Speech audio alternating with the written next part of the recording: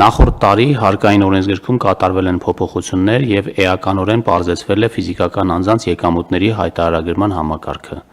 ներդրվել է հայտարարագրերի ինքնաշխատ ներկայացման համակարգ։ Մասնավորապես, հայտարարագիրը նախալրացնում է հարկային մարմինը իր մոտ առկա տեղեկատվության հիման վրա։ Ֆիզիկական անձը կարող է նախալրացված հայտարարագիրը փոփոխել, իսկ փոփոխությունների չենթարկվելու դեպքում հայտարարագիրը ներկայացնելու վերջնաժամկետի օրը այն համարվելու է օրենսդրությամբ սահմանված կարգով ներկայացված։ Այս շրջանակում նաև սահմանվել է, որ հայտարարագրման ենթակա չեն ընտանիքի անդամներից ստացվող, նվազեցվող եկամուտները։ Հայտարարատու ֆիզիկական անձի ընտանիքի անդամներ են համարվում նրա ամուսինը, ծնողները, քույրերը, եղբայրները, զավակները, պապերը, տատերը և թոռները։ Միաժամանակ նախատեսվել է, որ կառավարությունը կարող է սահմանել հայտարարագրման ոչ ենթակա այլ եկամուտների տեսակներ կամ շեմեր, այս դեպքում խոսքը արդեն ոչ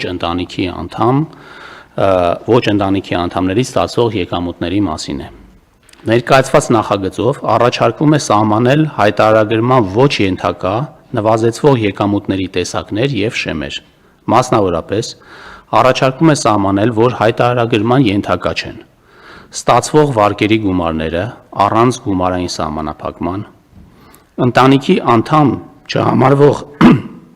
ֆիզիկական անձանցից մինչև 1 միլիոն դրամը միանվագ ստացվող փոխառությունների գումարները, ոչ առևտրային կազմակերպություններից միանվագ մինչև 1 միլիոն դրամը ներառյալ անհատուց ստացվող ակտիվները,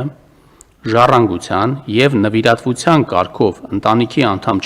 չհամարվող ֆիզիկական անձանցից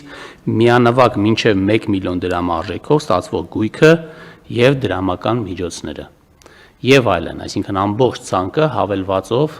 նրանք, որոնք հայտարարագրման ենթակա են և որոնք ենթակա չեն, որոնք ունեն շեմեր, սահմանվում է հավելվածով։ Այսքանը